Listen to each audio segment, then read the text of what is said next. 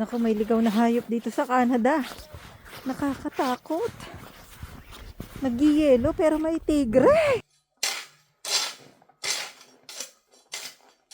Prefer no, nung nagpunta ako ng ospital.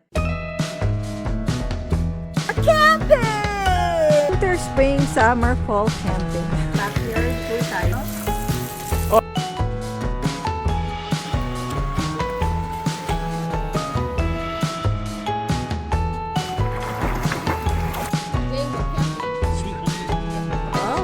and we are now going someplace.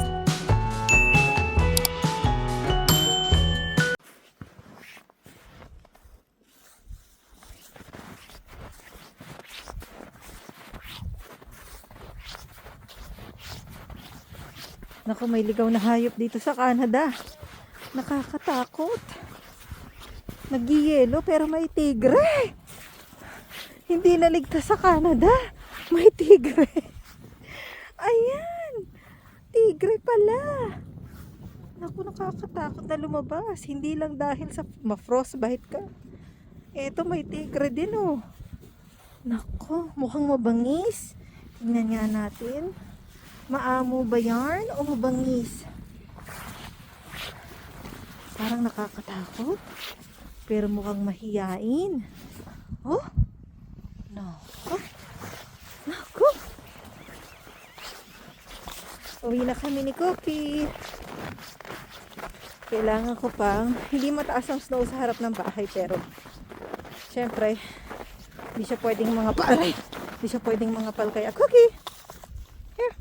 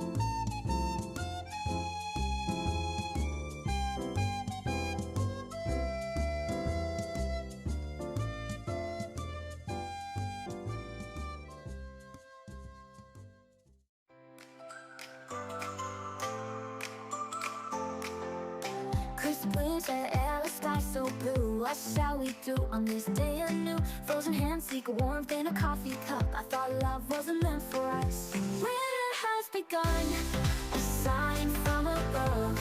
I miss you so much, I can't sleep. This is love. Towards the white horizon, we'll be the stars. Let's embark on an adventure near and far. Don't silence your heart, it's not just for now. Set sail on this journey and take a bow. Gentle breeze whispers early morning light. Knowing it'll end, but it feels so right. Hands intertwined in coat pockets deep. Maybe this love is mine to keep. Take the helm, steer through the lies. Face the storms with open eyes. Paint your canvas, choose your hue. Bright or dark, it's all up to you.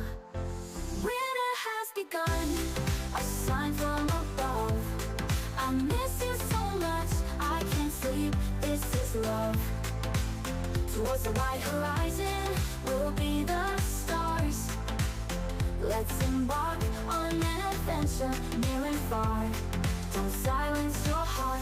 This is my love, bittersweet and true. Will fade away, I hope it's not through. Seek your warmth in your unique embrace. A love like ours, don't can't erase. When it has begun, how do you feel? All eyes on us, this love is real. Where will it lead? Only time will tell. In this moment, my heart's under your spell. Love has awakened, the signal is clear. The day we've waited for is finally here. This winter's tale is far from over. It's time for love, bold and sober. Adventure awaits, don't hesitate. This passion's real, it must be fate.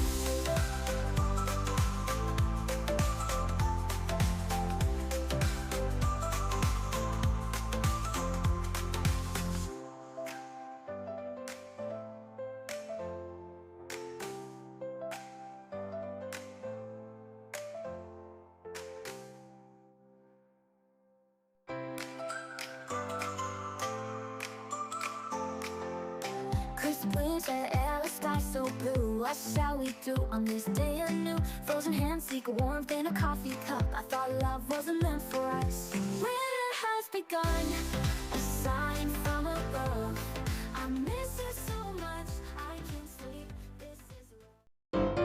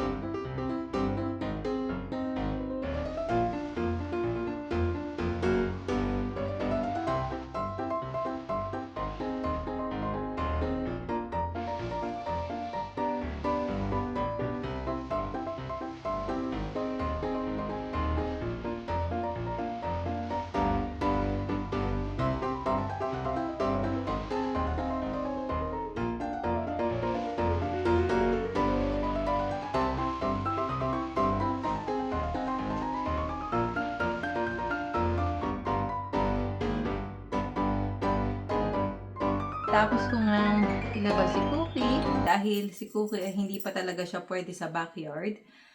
Ang snow sa backyard ay sobrang grabing taas. Maano lang si Cookie. Yung hindi na namin siya mahanap. Although may tracks naman, di ba? Siyempre pag snow makikita mo yung tracks, di ba? Kung saan nagpunta yung creature na yon, may mga bakas. Kaso sobrang lalim talaga ng snow sa labas, sa backyard. Delikado. Pagkatapos ko siya ilabas, pagkagawa niya ng business niya, pagkagaling namin, nag-ano agad ako. Tawag dito, nagpala ako ng yelo. Ang pinakapinala ko lang yung sidewalk at saka yung dadaanan namin. Kasi yung dito ko, namamagana talaga siya. Saka yung dito. Kasi sunod-sunod yung pag-ano eh. Kahapon, hindi naman siya nag-yelo. Parang dusting of snow lang. So, gagawin ko na ang hindi ko pinakagusto. Hindi ko pinakagustong trabaho sa lahat ang magtupi ng damit. Pero 3 tray na siya, bundok na talaga. At pag hindi ko to ginawa ay walang ibang gagawa nito.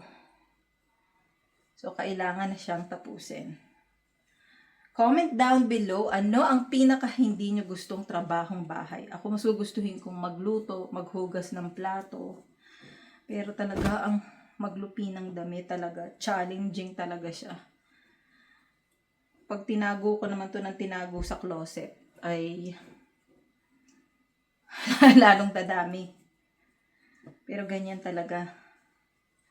Si Mushi, pagdating nga naman sa sa pagpapala ng snow, hindi ko na siya hinihintay na siya pa magpala o magtulungan kami.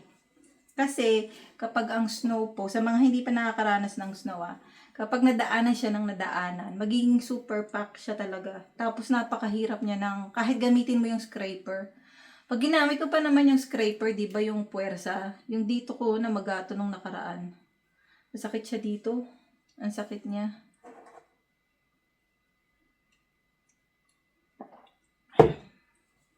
Nakakadalawang gabi na nga po ako na naglalagay ng salon pass. Tapos naman, sa tanghali, hinihilot ko siya ng Vicks Vaporub. Yun ang ginagawa ko. Nakakatulong naman siya. For sure, eventually, mawawala naman siya. Gusto kong magpatingin sa physiotherapist at saka magpa-massage therapist. Total, may naman kami tawag dito, insurance. Kaya lang, dati kasi, masakit na masakit yung binti ko to the point na halos hindi na ako makapaglakad. Tapos physiotherapy, tapos massage therapy. Winter nung ginawa ko yon. Malamang sa malamang winter ko siya gagawin kasi haba ng winter. Hindi ko alam kung lalo lang siyang sumasakit kasi after mo syempreng mahilot, di ba? Paglabas mo sobrang grabing lamig, baka yung hinilot sa iyo napasukan ng lamig. Hindi siya nakatulong sa akin eh. So iniisip ko parang pag massage therapy ako, tapos minasahe paglabas ko sobrang grabing lamig. Ang wind chill ngayon ay -28. Sobrang grabing lamig po noon. Nakikinig ako ng radyo eh. Ang sabi mag-hibernate muna kayo. Sabi sa radyo. So, hindi ko lang po alam kung yung pag nagpahilot ka tapos na-expose ka sa matinding lamig ay lalong delikado, lalong sasakit. Baka ganun. So, ako na lang, hinihilot ko na lang siya ng Vicks Vaporub. Mawawala din naman to kapag mag-heal din naman yan. Yun nga lang, sa tingin ko talaga, kapag matanda ka na, mas matagal mentras patanda ka ng patanda, mas matagal mag-heal yung kung anong dapat i-repair sa'yo ng katawan mo. Kumbaga, di ba sa kotse, kapag patanda ng patanda yung kotse mo, ang dami ng sakit na lumalabas ng kotse. Ganon din sa tao.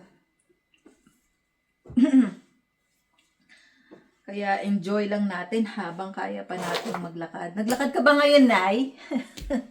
Comment down below, Nay. Naglakad ka ba ngayon? Si Nanay, noon, share ko lang sa inyo, na nahihirapan siya, sabi niya. Nahihirapan o tinatamad, di ko alam. Magnood ng vlog ko. Kasi noon, hindi ko napapansin. English pala ako lagi pag nagsasalita. Wala yun sabi rin naman ng nanay ko, siguro daw wala na yun sa isip mo kasi sanay na sanay ka ng mag-English. Totoo naman. Sobrang nahasa na talaga ako sa Tagalog ko nung nag-vlog ako. Napansin ko din nung sinabi ng nanay ko na lagi nga akong nag-i-English. Kasi syempre, pagising ko, sino ba kausap ko? Diba? Ang lingwahe dito, wala namang nagtatagalog sa loob ng bahay namin. Pag lumabas ako, kausap ko yung mga kapitbahay namin, English pa rin. Magtatagalog lang ako kapag nakausap ko yung ate ko, yung pamilya ko sa Pilipinas, sila nanay, sila tatay, mga pamilya ko sa Pilipinas. Yun lang talaga yung time na makapagtagalog ako. Kaya, yun, sobrang nahasa talaga yung English ko. Sa mga matagal na sa ibang bansa, kahit hindi sa Canada, kahit hindi sa bansang nagsasalita ng English, halimbawa sa Japan, sa Korea, Kasi ang sitwasyon ko po ganito, wala dito yung pamilya ko. Um, ah, Pag sa loob ng bahay, syempre, English ang language namin. Pag lumabas ako, kausap ko yung mga kapitbahay, yung friendship ko na best friend ni Cookie na may aso din, English pa rin ang salita namin. Pag yung mga kalaro ng anak ko nag-hi sa akin, syempre mag-hi din ako ng English, di ba? Puro English. May kapitbahay akong Pilipino, pero kahit lumalagpas ang 1 buwan, hindi kami nagkikita 2 buwan kasi naintindihan to ng mga tao sa abroad. Dito talaga, trabaho, trabaho, trabaho. Work, work, work, work, work talaga. Kahit halimbawa yung kamag-anak mo, na kapatid mo ay kapitbahay mo lang, parang yung kaibigan ko, kapitbahay niya lang yung ate niya. Literal, yung backyard niya, sa likod, ate niya lang. Hindi sila nagpalagay ng fence ng ate niya para makakapunta siya sa ate niya. Yung ate niya nagtatrabaho, siya hindi siya tatrabaho. Maganda yung trabaho ng asawa niya, engineer. Siya hindi siya tatrabaho, may 2 siyang anak. Yung ate niya nagtatrabaho, pati yung asawa ng ate niya. Kung hindi niya bisitahin yung ate niya, hindi niya makikita.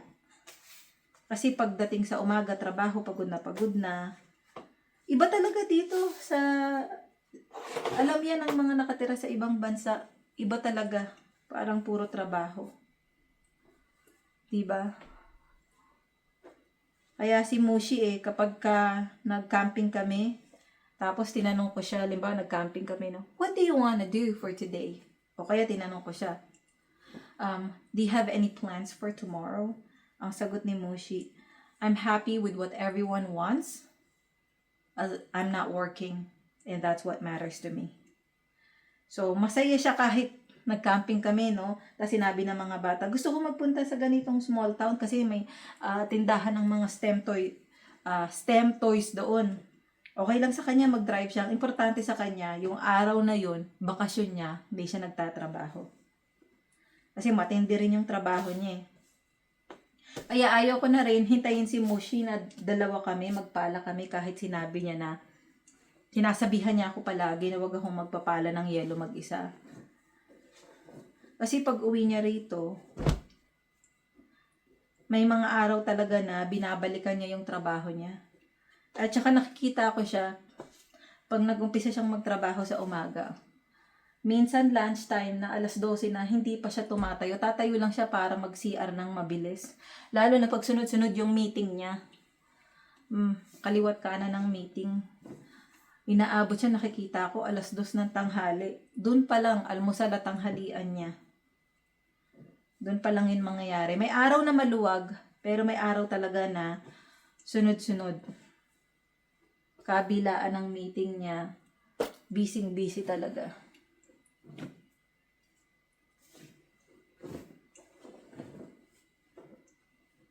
Yun ang kwento.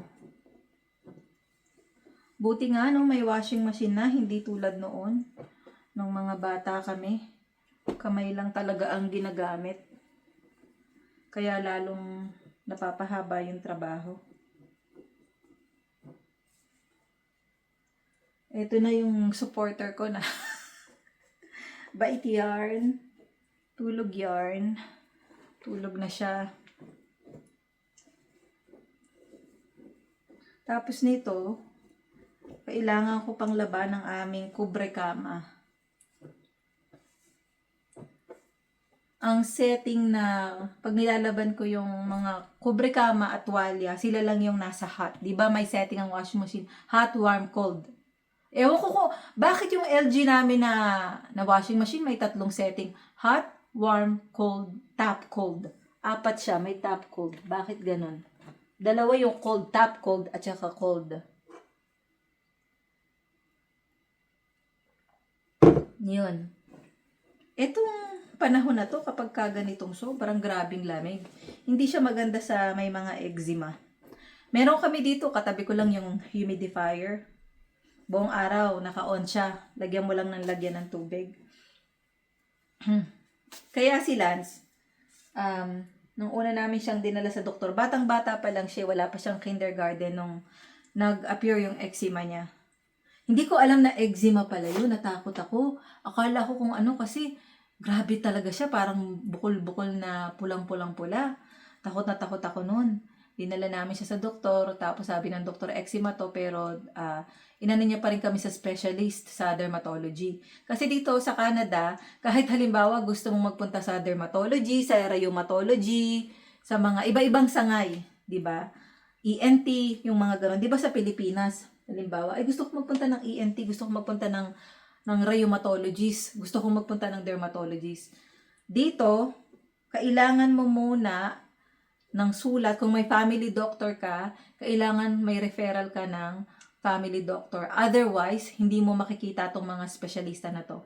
So, noon nagpunta ako ng rheumatologist, tapos nagpunta ako ng yung para sa allergy, yung specialist para sa allergy yon. May pirma yun ng doktor ko. Tapos, may isa pa akong pinuntahan eh. Yung sa tiyan ko, ano bang gastrointestinal, yung may pinasok nung October yon. May pinasok sa bibig ko. Tulog ako nung tapos dito. Yun naman, ang nag-refer nung nagpunta ako ng ospital. So, kung wala kang family doctor, sa ospital ka naman.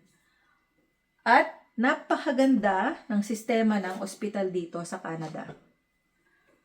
Uunahin ko na, ang hindi maganda, yung waiting time. Sobrang grabing haba. Talagang literal. Natulog ka, gumising ka minsan, nasa ospital ka pa rin, ganun siya katindi. Nung unang sumakit yung tiyan ko noon, di nagpunta ako ng ospital, no? Kasi alam ko na talagang buong magdamag nandoon ako. Sabi ko kay Mushi, wag mo na akong hintayin, i-drive mo na lang ako. Sobrang grabing, nagdadalawang isip pa nga ako noon kung magpupunta ako ng ospital. Kasi alam ko, umaga, wala pa rin ako sa bahay. Iniisip ko yung, iiwanan ko yung anak ko, yung asawa ko papasok sa trabaho. Siya lang nagtatrabaho sa amin, di ba? Kaya, syempre, hindi siya pwedeng mag-absent kung ano mang oras niya gustuhin. At yung task na nakalaan sa kanya sa office, siya lang yung gumagawa. Walang ibang nakakagawa nun. Kaya, hindi siya pwedeng mag-absent. Kaya, yun ang mahirap sa sitwasyon namin. Napakahirap talaga ng mga oras na yun. Na si Mushi, alam mo yun yung sobrang, tanda ko pa yun kasi October lang yun eh. Nagdadalawang isip ako, umaga pa lang hanggang sa yung sakit ko, nag-progress siya ng nag-progress. Nung gabi na, sabi ko kay Mushi, i-drive na ako, hindi ko na kaya. Sabi ni Mushi, magtatrabaho ako dito kahit half day kung wala ka pa rin sa bahay. Yun. Din-drop off niya ako. Tapos, sa awa naman ng Diyos, madaling araw ako nakauwi nun. Din-drop off niya ako. Tapos, sobrang sakit na nun. Hindi ko alam na, kasi ang sistema, kahit anong sakit mo, basta hindi ka pa na tatawag, hindi ka makikita ng doktor. Tatawagin yung pangalan. Una, mag-register ka para matawag yung pangalan mo. Pag natawag na yung pangalan mo, i-register ka kung tatanungin ka, ano sakit mo? Ganyan. Pagkatapos, tawag dito, kukuhanin nila yung blood pressure mo, tapos papakita mo yung health card mo, tapos nun, maghihintay ka na sa waiting room hanggang sa tawagin ka na ng doktor. Hindi ko alam, nagpo-purple na pala ako nun. Hindi ko gustong umiyak, sobrang sakit lang talaga. Umiyak ako sa sarili ko lang yung quiet crying. Yun. Tapos may lumapit sa akin. Yung nurse, sabi niya, ikaw ba si Divina Robertson? Sabi ko, yes. Tapos, sabi niya, come with me. Tapos, yun, may nagsabi pala na asikasuhin na ako kasi, iba na rin ang nararamdaman ko noon. Sobrang grabe na talaga yung sakit. Tapos yun, nakita ko agad yung doktor. Actually, bago yun, naghintay muna ako ng half an hour dun sa waiting area. Pagkatapos yun, nakita ko na yung doktor. Ang kagandahan, so, nung mga oras na yun, open pa kasi hindi 24 hours yung x-ray eh. Yung ibang mga lab. May mga lab exam na ginawa sa akin. May x-ray, may yung urine test, yun. May isa pang test na ginawa, hindi ko alam. Tapos, pagkatapos nun, sabi ng doktor, may pinainom sa akin nun. Tapos sabi niya, babalik ka bukas ng umaga i-confine ba ako o? Parang ayaw ako palabasin. Oo, tama. Mag-i-stay ako doon sa ospital ng mga oras na yun. Sabi ko talaga sa doktor, kasi ang ultrasound, umaga siya. Gusto nila ako doon sa ospital magstay. Sabi ko sa doktor, hindi pwede kasi may dalawa akong anak na walang magbabantay. Tapos, pagpasok ni Lance tsaka ni Lincoln sa ospital, kasi ang pinaschedule ko sa ultrasound, yung time na pag nasa school na sila, pwede na akong magpunta sa ultrasound ko. Yun, na-ultrasound ako ng umaga. Ang pinakamaganda dito sa kinukwento ko, kahit naghintay ako, wala akong ginastos kahit piso. Kasi kasama siya sa tax na binabayaran namin. Sobrang grabing taas ng tax sa Canada na hindi ka maniniwala. Na ano ko yung nausog ko. Yun, sobrang grabing laking tax. So, halimbawa, may bonus ka, no? Ang laki ng bonus mo, halimbawa, 10,000. Tuwang-tuwa ka na, rumorolyo ka na sa jackpot, 10,000. Hindi mo makukuha lahat yung 10,000 na yan. Dahil sa, Google nyo na lang po, ang tax dito sa Canada ay hindi ka panipaniwala. Anyways, yun, wala akong binayaran. Hindi ko binayaran yung doktor, hindi ko binayaran yung pinainom nila sa akin, hindi ko binayaran yung x-ray ko, yung urine test ko. Kinabukasan ng umaga, bumalik ako para sa ultrasound. Tapos tinignan uli ako ng doktor, hindi ko siya binayaran. Wala akong binayad. Tapos, bumalik uli ako after 1 week. Meron naman yung maraming parang yung tinitape dito, tapos kung saan may titignan, tinape ako dito, may tape dito, tapos dito din may tape, tapos nakakonekta sa sa machine. Nung after 1 week, bumalik ako, wala rin akong binayaran. Tapos nung nagpa-allergy testing ako, ito naman, ibang kwento na to. Nagpa-allergy testing ako noon, hindi ko binayaran yung doktor, hindi ko binayaran yung allergy testing ko. Na-CAT scan na ako noon, hindi ko binayaran yung CAT scan. Nung ako ay nagbubuntis kay Lance at kay Lincoln, high-risk pregnancy talaga siya. After 3 months na matuko yung kondisyon ko, dinala ko sa high-risk na ospital. At once a week, kailangan akong i-check. Hindi kayo maniniwala, ganun siya. Once a week, in-ultrasound, titignan ako ng doktor. Yung ultrasound na yung pagtingin sa akin ng doktor, wala kaming binayaran. Kahit piso. Tapos, tawag dito, nagstay din ako nun sa ospital nung 5 months ako. Tapos, nag 50-50 ako nun. May 5 doktor at maraming nurse. Naka-private room ako nun. Wala rin kaming binayaran. Tapos, na C-section ako nung pinanganak ko si Lance at si Lincoln. Wala rin binayaran. Yan ang isa sa pinakamagandang sistema ng ospital dito sa Canada. Wala kang babayaran. Maghihintay ka, oo, maghihintay ka. Pero wala kang babayaran. Pagdating naman sa gamot, usually may insurance ang mga trabaho. Yun. Ang babayaran mo yung feeling fee. Yung feeling fee, yung babayaran mo, tawag dito, hindi mo babayaran yung gamot, yung fee ng pharmacist ang babayaran mo. Yun.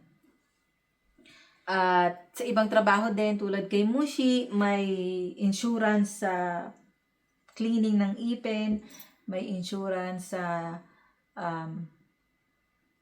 may dental insurance. Tapos, malamang sa Pilipinas, meron din naman nun. Yung mga insurance na sa mga trabaho o ipipurchase. Yun. Si Cookie may insurance. Siya, yan, katabi ko, may insurance siya. Importante kasi na may insurance siya. At yan ang kwento ng ospital sa Canada. Maghihintay ka ng mahabang oras, pero hindi ka magbabayad. Hindi tulad sa Pilipinas, may masakit na sa'yo, hindi mo pa makikita ang doktor kung wala kang pera. So sana magtuloy-tuloy yung ganitong magandang sistema ng Canada, no? Sa kabila ng nangyayari ngayon sa Canada. Sa bawat bansa naman may nangyayari. Pero pag ang bansa na currently, saan ka nakatira ay may hindi magandang nangyari, pagdadasal mo na lang talaga, 'di ba? Wala na siya sa control mo, out of control mo na siya. Kaya ipagdadasal mo na lang siya. At tignan nyo, nakadalawang tray na ako. Malapit nang matapos dahil sinamahan nyo ko. Hindi po kayo nag-iisa kung kayo ay may mga gawaing bahay na hindi nyo paborito. Katulad ko, may mga gawaing bahay din ako na hindi paborito pero kailangan nating gawin. At syempre malapit nang matapos. Kasi pag inon ko yung TV, ang mangyayari, kilala ko naman yung sarili ko eh. Pag inon ko tong TV, maano lang ako, tawag dito. Siya lang ang gagawin ko. Maaano yung focus ko, manonood lang ako ng TV.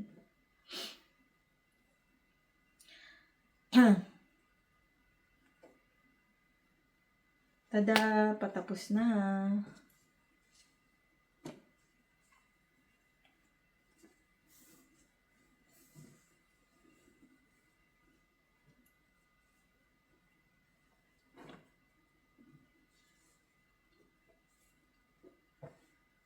Sarap tulog ng nasa likod ko ah. Sarap tulog yarn. Pag nag-vacuum ako, magigising yan. Yung vacuum minsan hinahagad niya. Minsan hinahagad niya yung vacuum. Minsan, chill lang siya. Kung anong merong sa vacuum, gustong-gusto niyang hinahagad. Hindi mo naman siya masabihan na, uy, hindi mo kaaway ang vacuum. Vacuum lang yan. Para talaga siyang baby pag umaarte siya. Sarap tulog niya, oh. Hindi ko siya tinatagal sa labas ngayon, hindi tulad noon, buong neighborhood lalakarin namin. Dahil napaka lala ng lamig. Malalang malala talaga.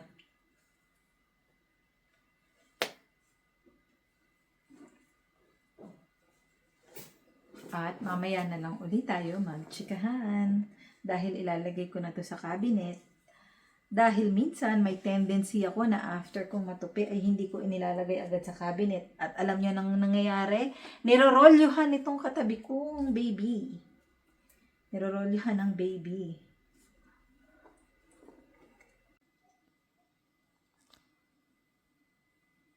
Namintana na siya. Naramdaman niya malapit na dumating yung mga kuya niya. Ang ganda ng pwesto ni Cookie, no? Dito sa taas, kitang-kita niya lahat ng mga pangyayari. Sagap na sagap niya ang latest chika. Tignan niya. Oh. Diba? Ang ganda ng view ni Cookie. Napakalawak. Sagap na sagap niya talaga ang latest chika. Diba? Lahat ng mga nagdadaan. Ay, saglit. Pakita ko sa inyo. Yan, tumunog yung buto ko. So, ganito pala. Yan, ang kapal ng snow. So, yun nga sabi sa balita, no? Ito daw taon na to, napanood ko yung balita sa Pilipinas, ang pinakamaraming snow sa mga nagdaang taon. Hindi niya pa, dito sa lugar namin, etong snow na to, hindi niya pa naabot yung kalahati ng inabot namin last year. Kasi nakita niya itong snow na to. Last year, dumating sa point na si Cookie, ayan, lalapit ko po ulit. Yan, to si Cookie, kahit anong bintana niya, hindi siya makabintana. Kasi believe it or not, eto yan, yung taas na to. Yan, yung snow na yan, sobrang taas niya. Yung view ni Cookie, ay yung makikita dapat ni Cookie ay tabunan na. So, hindi pa na yung snow ngayon ay hindi niya pa inaabot sa inabot namin last year. Mas matindi pa last year. Last year talaga, halos hindi ako makapag-vlog. Kasi, mas matindi naman yung pagpapala noon last year. Oops.